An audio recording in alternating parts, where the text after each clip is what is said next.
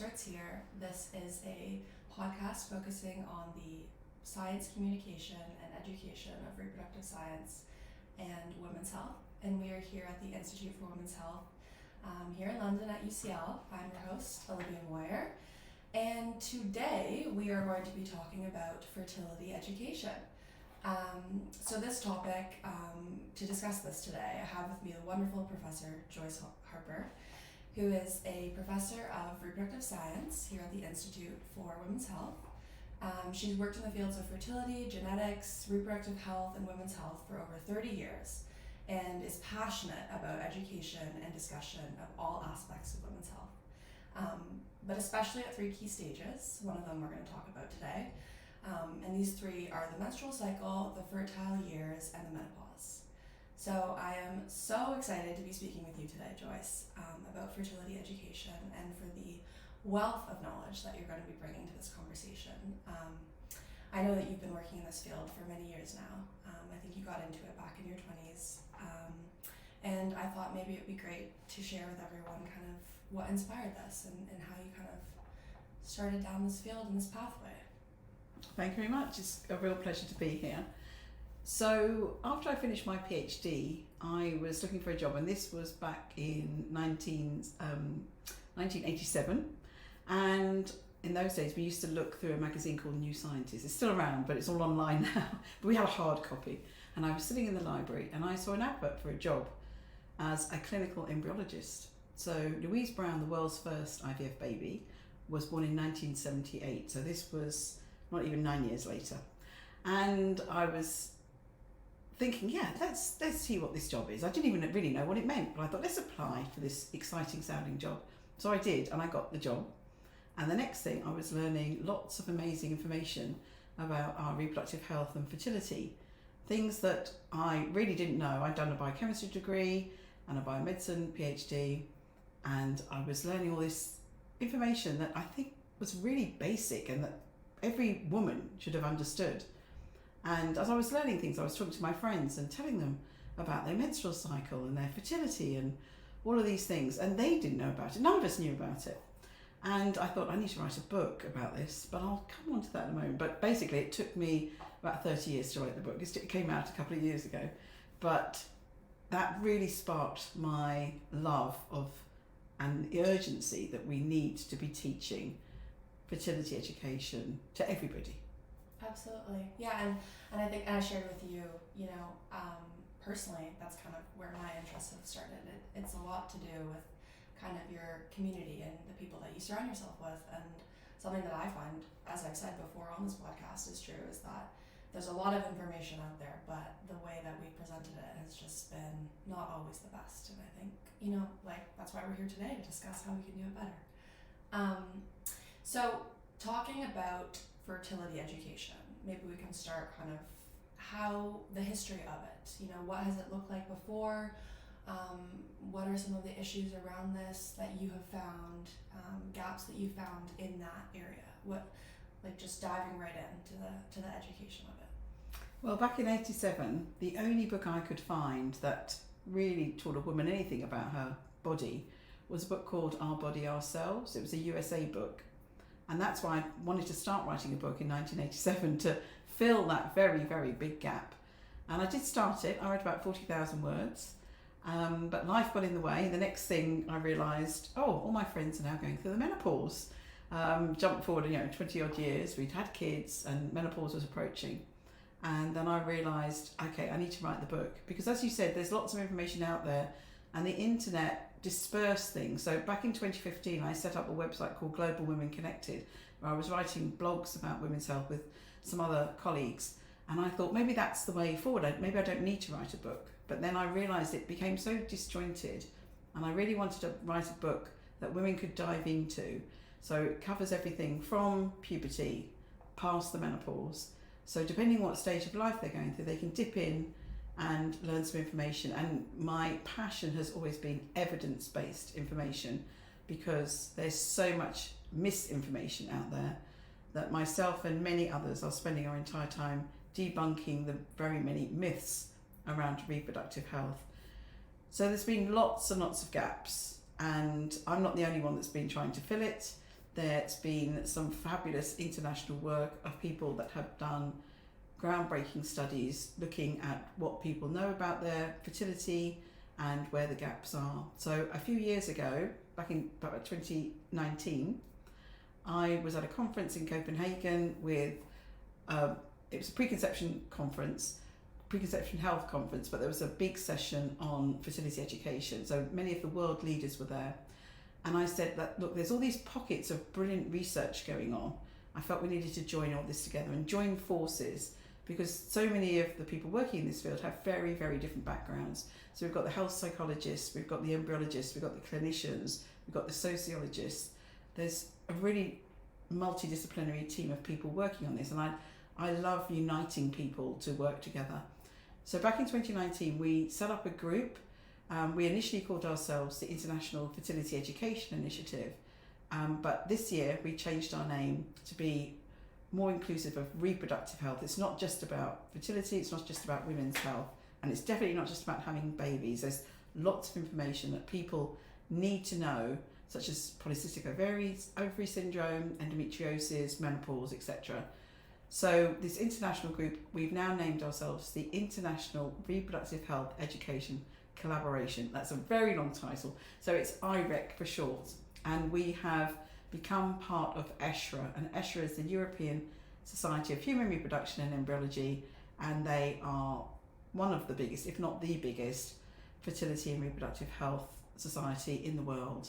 And I've worked with them for decades, and they were the obvious place for us to sit, and they've been so supportive in helping us do this important work and try and fill in those many, many gaps we have around reproductive health, right from schools right through to work with companies and beyond. That's amazing, and touches on so many of the points that I think are so important, like namely the collaboration between the different fields that people work in. And I think that's something that, through my time here at UCL has become increasingly important, like something that I've become aware of more so since being here, is just that having the different perspectives is really important, because at the end of the day, people feel differently about so many different things. And so when you're making different, if you're trying to educate on a topic, it's important to take different opinions into consideration so that you know what you're educating about is kind of more well-rounded. And as you mentioned briefly, beginning with schools right from the very beginning, with my background, I don't even think I had anything to do with fertility education back when I was in school, until I started studying in my bachelor's. I think obviously in high school they teach you a little bit about it and the concepts, but the understanding that there are so many different things that can stem, outside of just the actual pregnancy, but to do with fertility. People don't even think about that. Like, what do you mean that I can't get pregnant? Of course I can, I'm a woman. But it's like, no, not necessarily. So I think, what do you think would be important in terms of fertility education if you're trying to integrate this into a school with students that are of younger years? I guess it's hard to navigate that. What do you tell them? How do you tell them? What do you think is important in that setting? Well, about 6 years ago, I went to my local school with a list of topics that I thought should be included in high school education. And I was talking to a biology teacher and said to her, "Tell me what you teach." And she said, "You're going to be very upset, Joyce." She said, "We really don't teach hardly any of this." So then the research began. So we've published a couple of papers looking at the UK curriculum, and for sure, lots of the topics that were on my list are not included in the curriculum. But then in 2019, the Department for Education have now included in the curriculum that we should teach about reproductive health, pre-pregnancy health, and fertility, and menopause within schools. So that's really got the ball rolling for me. We did a survey of UK school kids at age 16 to 18, and it's also been repeated in Belgium and in Greece. And we asked school kids many things. It was about their attitudes and their knowledge of reproductive health and fertility, but we also asked them to tell us which of the topics on my list they had learnt in school and which they'd looked for information outside school. So really interesting, things like menopause, 10% had learned something in school, but 50% of teenagers had looked for information outside school. Then we've got things like PCOS, I mentioned earlier, polycystic ovary syndrome, endometriosis. Less than 5% of teenagers had been taught any of this in school, and these are both disorders that affect 1 in 10 women. So very common diseases, but we haven't even told the school kids about them. So they have learnt about puberty, a bit about the menstrual cycle. They've done sexually transmitted infections and contraception. So the message that has been taught in schools is how not to get pregnant, but there hasn't been any education on how to have a healthy pregnancy when you are ready to. And one thing I ask when I go into schools is, how many of you want to have children? And about 60% say they do want to have children. There's quite a few that are not sure. So it's important. But as I said, it's not just fertility. When I started giving the school talks, I was talking about fertility education, and then realised that what I think of as fertility, my book's called Your Fertile Years, and it's certainly not just about having children. My view of fertility is all of reproductive health. But that's why the international group, we changed our name to Reproductive Health, because in the population, in the public, that's what they understand more, that reproductive health, even for me, reproductive health means you're reproducing, but reproductive health does sit better with the public rather than fertility, which has the connotation of definitely wanting to have a child. Right. Yeah, that makes sense. And I think definitely some of the arguments against having that education in school would just be that, you know, maybe it's something that they don't need. It's something that's so far down the line, and you know, even on the other side, it's like, well, maybe giving this information could cause unwanted pregnancies and so forth and so forth. But I mean, I think I would argue against that. And I think also what's important is, as you said, and the same holds true, I think, no matter what age you are, when you're in a school setting, I think a lot of the time you feel maybe uncomfortable, or you feel like it's not the place to be asking questions particularly related to reproductive health. But something that's really interesting is, okay, like, let's say we're not giving this education in a school. You maybe see your GP once a year. Outside of that, where is this information coming from? Like a Google search that can get so misleading. I mean, we've all been down that route before, where you Google something and then all of a sudden you find out that you're actually dying in that moment, according to Google. So I think going forwards, it would be so important, really, to reconsider the fact that our education is coming from, you know, largely outside of the school, when, you know, having the important and right messages, that there's such a way for them to be communicated properly to you. Maybe not, just in a more standard way, and more accessible way. In our school survey, we asked teenagers, where would you like to learn about this information? And school, in all the surveys we've done, even with adults, they've all said school needs to be the basis. So we're working on that. The international group, we've set up a teaching guide to teach reproductive health, all the things I've spoken about, and postmenopause. And it's just been out for consultation. It just finished a couple of days ago. So now I'm working my way, or our committee are working our way through all the questions and comments people gave, which I'm really glad they did. It's really important with any resource for the public, any education resource for the public or for teachers, to co-design this with the group that it's for. So we have been doing this with students, with teachers, and anything we prepare for the public, we co-design with the public. So we are now going to embark on a project in September where we're going to work with a small number of schools and now help the teachers and work with the teachers to see how they use our teaching guide. What do they want more of? What do they want less of? How else can we help them as an international group of multidisciplinary experts? How can we help them deliver this, because they're the ones delivering this to the students, and also finding out if the change in education, hopefully the improvement in education, has actually had an impact. So we're doing a big study with a small number of schools, starting in the UK, and then we're going to do this in different countries. Different countries have very different thoughts about this. So for example, my colleagues in Belgium, they do not have menopause on their curriculum. So there are menopause slides in our teachers resource, but they said our teachers won't even touch those because it's not in the curriculum, they won't teach anything extra. So it's a really big project to try and support schools and give them the information that they need, that we can provide them with to deliver, to try and make it easy for them. But as you said, it is wider than that. People will Google things. So our international group, we have a website where we're putting various resources. In the next few months, we're going to have some recordings of people telling their real stories about their fertility journeys and their reproductive health journeys.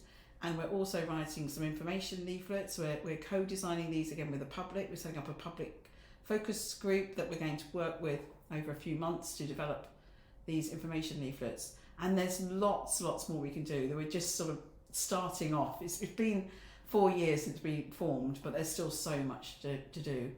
To try to make this as comprehensive as possible, we need to work with companies, we need to work with the public, we need to work with schools, and really try and tackle this from all sides. But our website will be an evidence-based place for people to get correct information about reproductive health.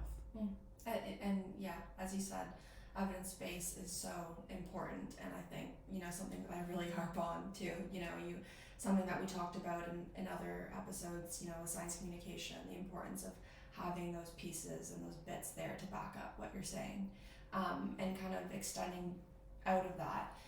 In terms of fertility, what do you think are important bits of information for women to know? What are, or just anyone to know that is curious about fertility? What are pieces that really seem to matter? What are things that maybe don't seem to matter as much, that we maybe focus on too much? What are your thoughts? I'll start with the fact that we do focus on women too much, and I would do the same when you said women and then changed, and I'm the same. I still sometimes do it. So we've got to stop thinking that these things are women's issues. They're everyone's issues, whether directly or indirectly. They can affect everybody, and again, whether you want children or not. But if we're looking at fertility, the key information is about male and female fertility decline. So when I started this, I was always talking about female fertility decline, but we have a large amount of data now showing that male fertility does decline, not to the extent of women's, which women when they're postmenopausal will be totally infertile. Men do not lose their fertility like we do, but it does decrease, and it does have an effect on the chance of getting a pregnancy. So that's the main issue. Female fertility decline really starts in a woman's 30s. By the age of 35, it can become really quite significant, and many women we all see celebrities getting pregnant at 45 or 50, and we think that's the norm, but it's really not the norm. And the trouble is that now we talk about 40 being the new 20 and 60 being the new 40, and we're all feeling healthier and fitter than we were before. But unfortunately, our fertility hasn't quite caught up with evolution. So we still lose our fertility in our mid-30s. By the time we get to 40, the majority of women will be infertile and find it very hard or impossible to get pregnant. And by age 45, almost every woman will have lost her fertility. So we have to be aware of that. That's the main point. And doesn't matter if you're doing yoga and eating a healthy diet, that will still happen. So menopause is the end of our fertility, and menopause will happen anywhere really. Well, any age menopause can happen, but more commonly between 45 and 55. And we lose our fertility quite a few years before that. It's really important, I think, to stress that and highlight that. Just because you see a celebrity online doing one thing doesn't mean that is applicable to the population. And absolutely. I know that you are an avid cold water swimmer. So I guess I know that you've talked about you have a community of women and people that you talk to, and how their experience through different stages of their fertility and the menopause, how that's been helpful. I mean, I've mainly heard about the benefits from you regarding the menopause, but do you think, there's some application of this sort of temperature, cold water swimming to fertility itself? I certainly think it is for menstrual health. We did a survey last year asking women if they felt cold water swimming help or how it affected their menstrual and menopause symptoms. We didn't want to put the idea in their head. We said, does it have an impact, positive or negative? And absolutely very, very positive. Cold water swimming, as well as being, as you said, in a community, you're outside in nature, all of those things just on their own would make you feel much happier and supported. But also the effects of the cold water, it's very euphoric. It can reduce cramps. Any exercise, if you feel up to it, can help through that premenstrual and menstrual time. And it can help reduce migraines. This is what the women have been telling us that they felt that it did.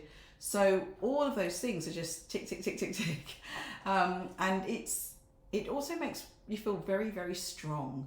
So I'm an avid exerciser. I exercise almost every day. But as you get older, if anything, you slow down a little bit. You can't run quite so fast. You can't lift so many weights. But cold water swimming, no matter what your shape, size, age, you will adapt. And your body adapts very quickly. So that was one of the bonuses that I found, besides all those other benefits I said. The fact that I got better and better every time I did it. So, I can stay in cold water now for much longer than I could the year before. I did start for a few months with a wetsuit. I haven't worn a wetsuit for years. And the clothes get less and less as the time goes on. So, when I took my very fit 17-year-old son swimming recently, and he stayed in for about 2 minutes and I stayed in for 20, I was like, yes, look at me. I can do something that my fit kid can't do. So I think that's very empowering, and feeling physically strong is really good. But the benefits are really amazing. But it is dangerous. I strongly suggest reading up everything you can about it before. That's what I did. And the motto I always use is swim your own swim. Don't do what the person next to you is doing. We're all very different. And so I have started my own podcast recently, and I've had quite a few of my guests have been avid cold water swimmers. And I've also interviewed Heather Massey, who I read everything she did. She worked research on extreme sports. So she was one of my go-to people before I started swimming, and she gives some really helpful hints then about how to be safe. Yeah, I think that's great, and I really, really like that point that you said about how it can be empowering, because I think that's a lot of this field outside of just the actual kind of education bit of fertility and the communication of it. I mean, behind all of that is people who feel empowered to do that. So I think anything that supports that is really important. And back to your podcast. So, I mean, I know it's called Why Didn't Anyone Tell Me This? And I love it. I've listened to, I think, all of the episodes now. And I think pertaining to fertility education, I mean, you've touched a little bit about this before, but I guess in conversations you've had with your friends in the different communities that you're a part of, what do you find particularly about fertility where you're like, why did I not know this? Why did someone not tell me this? What do you wish your 20-year-old self had known about fertility? Yeah, so I didn't start my job till I was 25. So it's a hard one for me to think what I would have told myself. So on my podcast, I do ask everybody what advice would they give their younger self, and the very first episode is me. What I talked about then was about well-being. So I said that I've always exercised right from a really young age. Did ballet and tap when I was 3 or 4 years old. So I really felt very empowered about exercise. I am very, very good at sleeping. People say it's my superpower. Sleeping is really important. Exercise is really important. But for me, the two parts of my well-being I think that I didn't do when I was younger, and these are related to reproductive health. One is being still, and we are much more thinking about meditation and mindfulness nowadays. But I think I rush. I'm very manic, so I rush around a lot. And I wish I spent time now being still, but I wish I'd spent time when I was younger just being still, but it doesn't come naturally to me. But the main one for me is my nutrition. I'm pretty good with my nutrition, but I've always struggled with my weight. I have a sugar addiction. And when I go into schools, I talk about these 4 pillars of well-being. So nutrition, exercise, sleep, and mental health. That for me was the stillness. So I think those 4 are key through our whole reproductive life and beyond, just for our general health anyway. They're obviously really important. But when we're trying to deal with our menstrual cycle, those 4 pillars of well-being are really, really important. When we're trying to get pregnant, they're really important. When we're pregnant, or before we get pregnant, when we're pregnant, they're really important. Post-pregnancy, important. And then when we hit the menopause, those are the 4 areas that the doctors would advise women to think about first. Are they looking after those 4 pillars? So I think those are essential for our reproductive health. I wish someone had wrapped it up in that way for me when I was younger. I wish I'd thought more about things like my mental health, more about my sugar addiction, and had prepared myself more. I haven't had any. I had years of infertility, actually. I went through years of IVF treatment, and my kids are IVF kids. But I wish I'd balanced those a little bit more. And I think they're really important for our reproductive health. And my podcast is aimed at reproductive health, but it does have an overview of health, because all of those feed into our long-term health. So risk of dementia, Alzheimer's, heart disease, cancer, etc., hugely affected by those 4 pillars of well-being. So when I go into schools, I end my talk talking about that. And I really think that kids need to do more on that, relating to reproductive health and our general health overall. Really, really important. So important. I completely agree. And I think, maybe it's a topic for another day, because I know that we could both talk about this for hours, but, just infertility as well. Something that has become really true for me through this is we had a class and it was talking about pregnancy and childbirth and the things that can go wrong. And one of the students said, we're only talking about the really extreme end of cases and when things go wrong, but there's also so much that goes right. And I think, the topic and the title of this podcast is fertility education, but I think what's so important about that isn't when it goes right. No one's asking questions when it's going right. Everyone wants to know, when it's going wrong. And I think, it's so important to focus on that, just because it's better for the community, and you never want someone to feel alone in that. So I think on that note, kind of going forward in the space of fertility education, what do you think what do you look forward to seeing? What do you think will be the changes, and what do you hope for this field?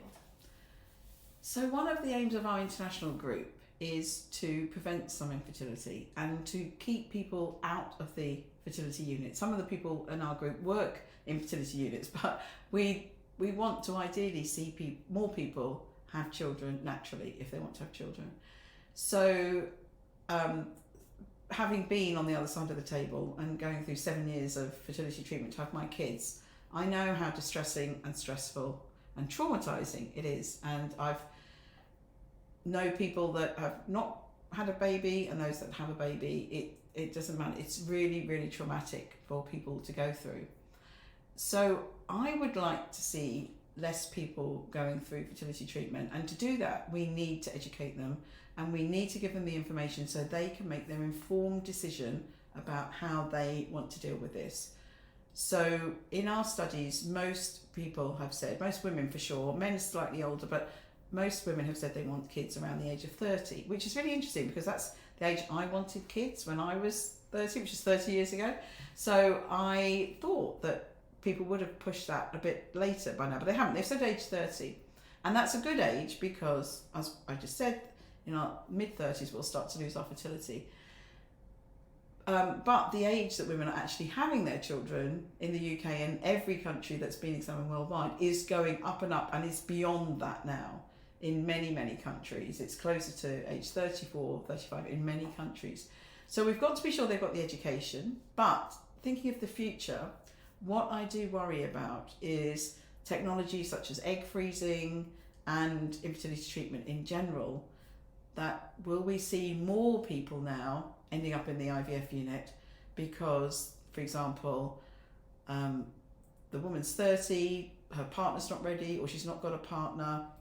She's ready, but she hasn't got anyone to have children with, so she goes to freeze her eggs. Or the younger woman finishes her degree age 21 and decides, okay, I'm going to go and do this particular career. I really need a good 10-15 years to establish myself, so I'm going to freeze my eggs. So with egg freezing, which we are seeing increase globally, it's not a guarantee you're going to have a baby. It's very expensive. You need to go through the harsh fertility treatment I mentioned.